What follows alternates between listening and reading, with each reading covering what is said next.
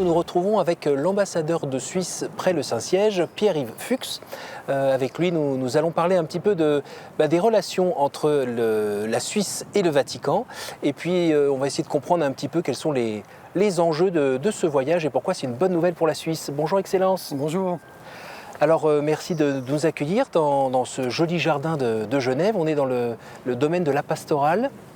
Donc vous pouvez nous dire un petit peu où on se trouve? On se trouve entre le Palais des Nations et Palexpo. On est à un jet de pierre du Conseil œcuménique des Églises, donc vraiment dans la zone, aux marges de la zone visitée par le Saint-Père durant cette journée. Donc on est au cœur? Au cœur, oui. Alors c'est la fête. Le pape vient en Suisse, il vient même en Suisse avant la France. Racontez-nous un petit peu pourquoi finalement le pape est ici. Le pape vient en quelque sorte en voisin. Le groupe de population le plus important au Vatican, ce sont les Suisses, les gardes suisses avec leurs familles, quelques autres. Nous avons des relations, nous ne sommes pas la fille née de l'Église, mais la Suisse a des relations assez particulières, assez étroites avec le Saint-Siège depuis plusieurs siècles. Fille née de l'Église, ça fait penser un petit peu à Sainte Clotilde? Oui, Sainte Clotilde, princesse burgonde, née à Genève, donc une fois de plus un lien entre la Suisse et la France. Il y aura d'ailleurs beaucoup de Français qui viendront à la messe du pape François au Palais des Expositions de Genève. Il sera à quelques kilomètres de la frontière. Alors est-ce qu'en Suisse, tout le monde est vraiment content de la venue du pape? On a lu un peu dans la presse locale des personnes qui disaient combien ça va nous coûter, est-ce que c'est vraiment à l'État de payer? Il n'y a pas. C'est plutôt l'inquiétude des catholiques parce que la messe va être payée par le diocèse, par l'Église catholique. La Confédération et Genève a l'habitude de recevoir des chefs d'État. Je n'ai pas entendu beaucoup de récriminations de ce type. En 69, quand le pape Paul VI est venu, il y a eu des manifestations contre la venue de celui que certains voyaient comme l'Antéchrist. On n'est plus à ce genre d'époque. On n'est plus à cette époque. Non. Alors quels sont les enjeux de cette visite du pape, donc sur le plan diplomatique? Est-ce qu'il a fallu faire un gros travail pour pouvoir, vous en tant qu'ambassadeur, décrocher cette visite en premier, ou racontez-nous? Le jour où le pape a été intronisé, je crois qu'il a reçu une cinquantaine d'invitations de la part des différents représentants nationaux venus. Vous imaginez la concurrence, je ne dirais pas qu'elle est féroce, mais elle est vive. Le pape voyage souvent à l'étranger, mais il reçoit infiniment plus d'invitations. Craint de faire des mécontents en allant chez l'un et pas chez l'autre. Il a fallu trouver des motifs, des raisons, et puis ce qu'on appelle en grec le kairos, les circonstances, le moment favorable, qui est le 70e anniversaire du Conseil œcuménique des Églises. Alors est-ce que c'est un voyage diplomatique ou c'est une visite pastorale? Comment vous la qualifiez? C'est un voyage mixte comme presque tous les voyages du pape. Le pape ne vient dans un pays que s'il reçoit l'invitation de l'Église et de l'État. Ici, il a encore reçu une invitation du Conseil œcuménique des Églises. Donc... Il ne pouvait pas refuser là. Et là, il ne pouvait peut-être pas refuser, je ne sais pas. En tout cas, il l'a accepté, nous nous en félicitons. Quel est l'intérêt pour la Suisse d'avoir une visite comme ça du chef d'État du Vatican et puis donc du chef de l'Église catholique, même si le catholicisme n'est pas la religion la plus importante de Suisse? C'est une religion qui n'est pas majoritaire en Suisse, mais c'est la plus grande communauté religieuse de Suisse, avant les protestants aujourd'hui. La Suisse a un vieux passé, qu'on pense à l'abbaye de Saint-Maurice ou à d'autres institutions très anciennes. Mais au plan diplomatique, je prendrai un seul exemple qui est au cœur de la Genève internationale, c'est la question humanitaire. Genève, berceau de la Croix-Rouge, le pape voit dans le Concert des Nations pour parler de l'importance du droit humanitaire. Et c'est aussi un domaine très important pour la politique étrangère de la Suisse. Et donc, en quelque sorte, on aura ce message qui est connu, mais qui sera émis en stéréo, à partir de Genève, avec un effet de haut-parleur qu'on espère suffisamment fort pour rendre notre monde un peu meilleur. Alors la COE promeut beaucoup le dialogue, la paix, la protection de la nature aussi. C'est là où ça se rejoint aussi avec ce que le pape essaye de développer dans le monde. Il y a effectivement cette dimension politique du Conseil écuménique des Églises. Ces grandes questions qu'on discute dans les organisations internationales genevoises, qu'il s'agisse du GIEC pour le climat, qu'il s'agisse de la commission, du Conseil des droits de l'homme ou du HCR, sont au cœur de l'action du COE. Néanmoins, les questions purement interconfessionnelles sont aussi importantes dans un pays comme la Suisse, qui, il y a un siècle et demi, a connu une des dernières guerres interconfessionnelles du continent, qui heureusement s'est terminée sans grande effusion de sang, mais c'est néanmoins un élément très important pour un État à population mixte, la paix entre les confessions. Alors en préparant cette interview, j'ai été surpris de voir que votre poste n'existait que depuis 2004 Oui. Et que donc en gros vous restez 4 ans chacun. Oui, c'est une bizarrerie historique qui s'explique de diverses façons. Il y a 5 siècles, il y a 520 ans, quand la garde suisse a été fondée, nous avions dans la place un officier, un aristocrate, qui pouvait représenter au moins symboliquement les confédérés. On n'allait pas lui adjoindre un diplomate. Ensuite, le pays est devenu biconfessionnel. Nous n'avions pas un État protestant, un protestantistan auprès duquel on pouvait accréditer un ambassadeur au nom de l'équité. S'en sont suivis d'autres développements historiques, l'anticléricalisme, etc., jusqu'à l'évidence aujourd'hui. Le Saint-Siège est une place importante de la réflexion internationale, de la diplomatie.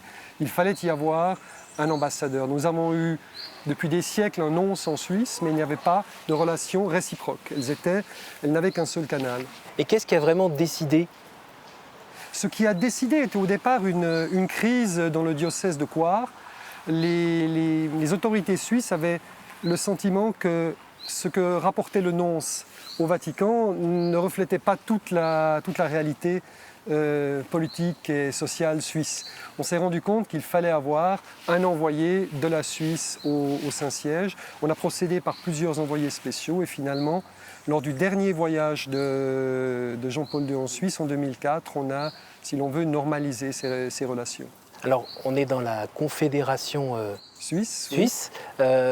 En général, il faut que tout le monde soit d'accord. Ça a été difficile de s'accorder sur une fonction, délimiter la fonction et sur un nom ?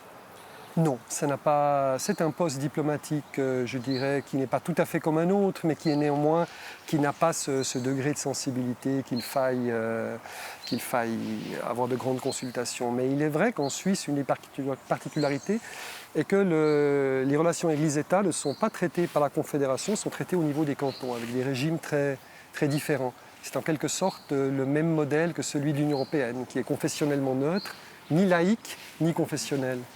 Est-ce que vous pourriez nous dire un petit mot sur la garde suisse, parce que j'imagine qu'elle fait partie de vos ouailles au Vatican ? Oui, ce sont, si j'ose dire, mes administrés. Voilà.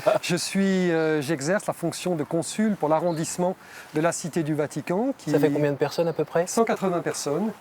Donc une minorité importante dans cette cité de résidents, une vingtaine d'enfants qui vont à l'école tous les matins. Et en mai dernier, il y a eu des nouveaux soldats ? Il y a de l'assermentation qui se fait une fois par année pour les nouvelles recrues, un serment à vie. Et chaque année, c'est un grand moment pour les Suisses au Vatican. Oui, oui. C'est important pour vous d'être présent auprès d'eux ?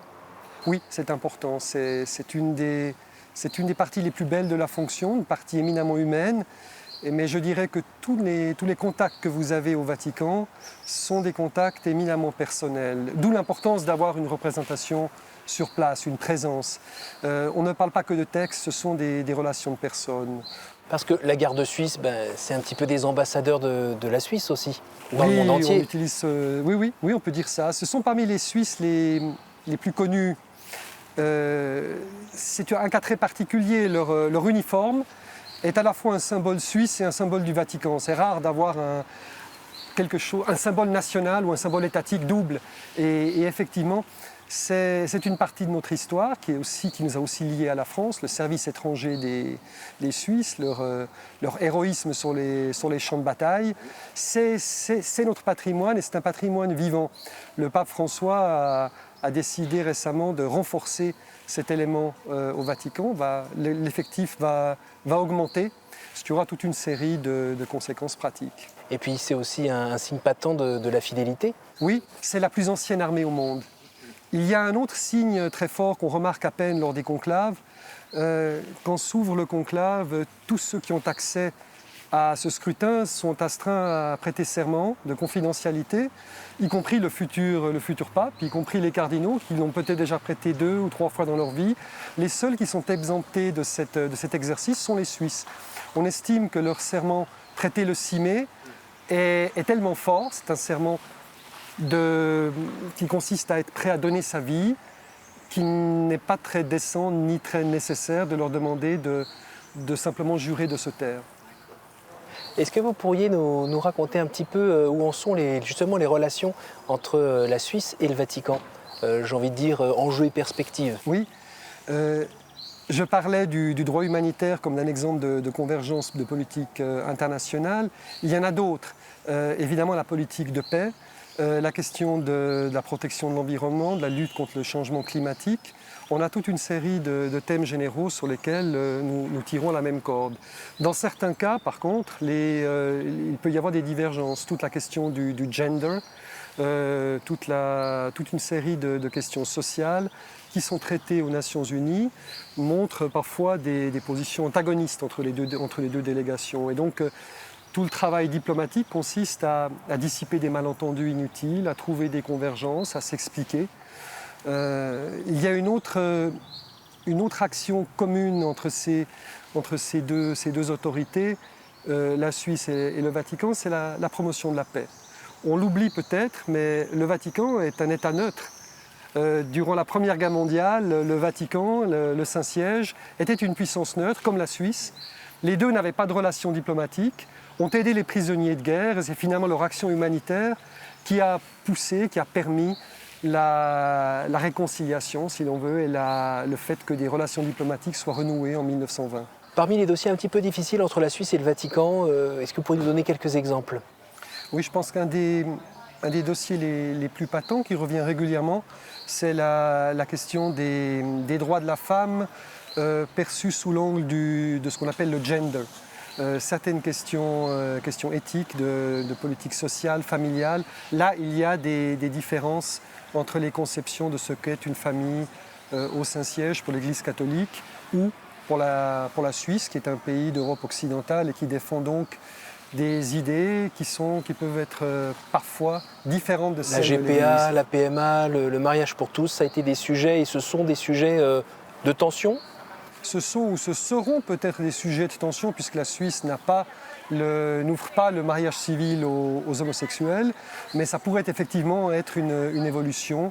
Elle est à l'étude actuellement en Suisse. Votre travail précisément dans ce cadre-là, quel est-il? C'est un travail d'écoute et un travail d'explication. C'est essentiellement cela. Le Vatican est un des hauts lieux de réflexion sur beaucoup de questions, non seulement du passé, non seulement philosophique, mais j'ai participé à des séminaires sur les systèmes d'armement autonome, sur toute une série de thèmes où le Vatican essaye non pas de réagir, mais de prendre un peu d'avance. Des thèmes qui sont par ailleurs aussi très importants pour un pays comme la Suisse. L'évolution du droit international dans un monde qui change.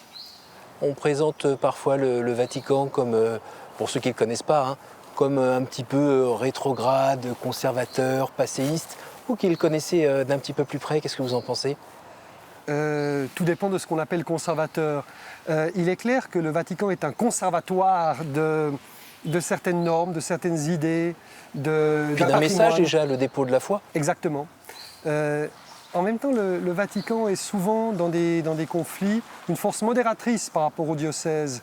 L'Église locale dans un pays en guerre a tendance à défendre ses ouailles. Le Saint-Siège le fait aussi, mais avec une perspective plus large, en regardant les minorités, en regardant les questions sur un plan plus général. Ça a parfois suscité des tensions, en Ukraine par exemple, en Russie ou au Moyen-Orient. Voir le Saint-Père ramener des réfugiés non chrétiens à Rome, c'est cette perspective universaliste et je dirais politique au sens le plus noble du terme, que suit et qu'observe le Saint-Siège. Est-ce que vous pourriez nous dire un petit mot sur les relations toujours entre le Vatican et la Suisse, notamment pour ces cantons où les prêtres sont encore payés par l'État, évidemment, mais les évêques nommés aussi par le canton. Que dit le Vatican là-dessus et comment le pays réagit? Une formule que je trouve très, très juste pour décrire l'attitude du Vatican consiste à y voir une autorité qui a une patience infinie et une flexibilité parfois nulle sur les questions importantes. Le Saint-Siège tient à ce que le pape puisse choisir librement ses évêques. Et au moins, nous avons de vieilles traditions en Suisse, dans certaines parties de la Suisse, où ça se passe différemment. Un peu comme en Chine? Un peu comme peut-être un jour cela pourrait être le cas de la Chine. L'exemple est tout à fait pertinent. Je crois que ce que le Saint-Siège estime intéressant et utile et acceptable en Suisse, il le fait aussi en pensant à des pays comme le Vietnam ou la Chine. Ce qui est gênant chez nous, un pays respectueux des lois, des droits de l'homme, des minorités, pourrait devenir très gênant dans des pays qui ont des régimes différents. Parfois, l'inflexibilité du Vatican vis-à-vis de spécificités suisses ne sont pas purement liées à notre pays, mais plutôt à ce que ce précédent pourrait représenter dans d'autres parties du monde. Est-ce que vous pourriez nous dire aussi si il n'y a pas un message particulier sur la charité, la générosité, le partage adressé à un pays qui a la réputation et fondée d'être parmi les plus riches par habitant? Est-ce que ce n'est pas un message récurrent qui vient aussi du Vatican? Oui, il y a ce message de la justice dans les rapports commerciaux, notamment le commerce des matières premières. La Suisse est un des centres de ce commerce. Pas que pour le cacao. Pas que pour le cacao, pour beaucoup d'autres matières premières, notamment gazières et pétrolières. On a une réflexion. Nestlé visite le Vatican. Le cardinal Parolin visite le forum de Davos. Ce sont des sujets qui sont discutés très, très ouvertement. Je dois quand même dire, non pas à la décharge des Suisses, mais pour compléter le tableau, que les Suisses sont parmi les champions du monde pour ce qui est de l'aide privée, pour ce qui est des offrandes à des œuvres de bienfaisance confessionnelles ou non, et que par habitant, la coopération suisse au développement a survécu à la crise économique et est resté à un niveau qui n'est jamais suffisant, mais qui est important. Et le Vatican, je dirais, apprécie aussi cet aspect. Est-ce que vous pouvez nous dire un petit peu votre contentement de cette visite? Qu'est-ce que vous en attendez? Pourquoi c'est une chance pour le pays? Je pense que c'est d'abord une rencontre. Le pape François vient rencontrer les personnes. Pour ceux qui le côtoient, il a cette capacité absolument unique ou rare de créer une bulle d'intimité entre deux personnes avec une foule de 50 000 autour. C'est quelque chose qui va être vécu par plusieurs de mes compatriotes ou plusieurs de ceux qui viendront le voir. En plus d'une rencontre, il y a un message. Et c'est un message éminemment nécessaire et éminemment positif pour la paix, pour le respect de la dignité humaine. C'est en quelque sorte le message que depuis un siècle porte la Genève internationale, mais qui là est répercuté plus loin, plus fort, auprès de publics différents peut-être. Et je dirais que ces deux aspects-là sont les aspects centraux. Et puis il y a la chose plus typiquement suisse. Vous voyez des gardes suisses au pied de l'avion. Vous avez toute une série d'éléments liés au catholicisme suisse ou au christianisme suisse. L'écuménisme en fait partie, qui sont en quelque sorte salués, honorés par la visite du successeur de Pierre. Votre travail pour ce voyage est d'être très attentif à que tout se déroule comme il faut? Ça, c'est le travail du protocole.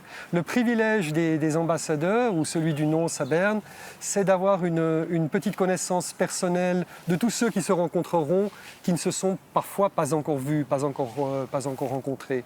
Nous essayons de préparer au mieux le dialogue pour que, dans le bref temps imparti, on puisse aller directement à la substance et on puisse aussi dégager un peu d'espace, un peu de temps pour la spontanéité, certains diront pour l'esprit. Et cet aspect-là est important. Nous essayons de dégager de l'espace et de rendre le temps un parti productif, fructueux. Alors vous qui êtes un petit peu dans les coulisses quand même, ce genre de voyage peut être l'occasion de faire avancer des dossiers avec un pape qui peut être disponible pour toutes ces rencontres et faire avancer des dossiers où on est, hélas, vu le temps consacré, plus dans la rencontre rapide, mais on ne peut pas traiter de dossier dans ce cadre-là. Non, ce voyage est un catalyseur. Dans certains cas, il arrive que véritablement de la rencontre émerge une nouvelle idée. Mais sa préparation et ensuite la mise en œuvre de ce qui aura été, ou l'approfondissement de ce qui aura été dit, bénéficiera de ce voyage. Je donnerai un exemple. La garde suisse va augmenter en effectifs. Il faut rénover, reconstruire sa caserne, ses bâtiments pour les familles et pour les gardes. C'est un gros chantier sur les 44 hectares du Vatican. Eh bien, l'avancement de ce dossier, où il y aura des donateurs suisses, a bénéficié de cette visite. Alors on s'approche de la fin de cette émission. Est-ce que, en tant que Suisse originaire du Haut-Valais, vous pourriez nous dire un petit peu en quoi cette visite du pape est importante pour les catholiques du pays? Le catholicisme suisse, c'est un monde très, très bouillonnant, avec des tendances très diverses. Monseigneur Lefebvre s'est établi en Valais. Les vieux catholiques qui ont refusé Vatican I ont la Suisse comme un de leurs centres. Les catholiques eux-mêmes qui sont en communion avec le pape ont parfois des idées, des attentes très différentes. En quelque sorte, la venue du pape François les replonge dans le bain de l'Église universelle et peut-être facilite aussi des ponts à l'intérieur du catholicisme suisse en donnant peut-être aussi plus de courage, plus d'allant, plus d'inspiration aux fidèles, au clergé. Personnellement, vous allez terminer là votre mandat donc au Vatican. Vous allez partir du côté de Chypre, c'est bien cela? Oui. Quel bilan vous tirez de ces 4 années? Une série de rencontres, de grands moments que j'ai pu vivre. La journée des pauvres durant le jubilé, les personnes que j'ai pu amener chez le Saint-Père, les réflexions que j'ai pu entendre ou partager, la coopération avec la France et avec la Hongrie sur l'année Saint-Martin. Il y aurait trop de souvenirs pour faire un bilan. Est-ce que vous auriez une ou deux anecdotes? Oui, je crois, Noël de l'année passée. J'y étais venu pour célébrer les fêtes au Vatican, mais aussi pour fêter Noël avec les gardes suisses et leurs familles. On m'a fait une magnifique surprise à Sainte-Marthe où j'étais logé. On m'a invité à me joindre à la table du Saint-Père pour le repas de Noël. C'était tout à fait improvisé, inattendu. C'est certainement un très grand souvenir pour un ambassadeur et pour la personne. Et justement, le pape, vous avez vu de près, qu'est-ce que vous en avez ressenti? Qu'est-ce que vous avez ressenti en étant comme ça auprès de lui? C'est une personne qui fait rêver, qui suscite beaucoup d'émotions, d'admiration. Quand on le voit de près, on se rend compte qu'il peut être un chef d'État et un chef d'administration très rigoureux, très sévère, et effectivement quelqu'un qui a beaucoup de compassion, beaucoup d'amour de l'être humain. Et il y a la partie invisible, c'est un homme qui passe plusieurs heures en prière. J'ai vécu le décès de 2 Suisses qui exerçaient des fonctions au Vatican, et j'ai vu le Saint-Père se joindre au personnel de Sainte-Marthe pour prier le chapelet dans la chapelle de cette maison d'eau du Vatican. Une grande simplicité, une grande profondeur. C'est quelqu'un qui mérite la fascination dont il est l'objet. Bien, merci beaucoup, Excellence. Merci de nous avoir partagé tout cela, raconté tout cela. Merci à vous tous pour votre fidélité. Bien, je vous invite maintenant à suivre notre programmation. Et merci à vous tous. Merci.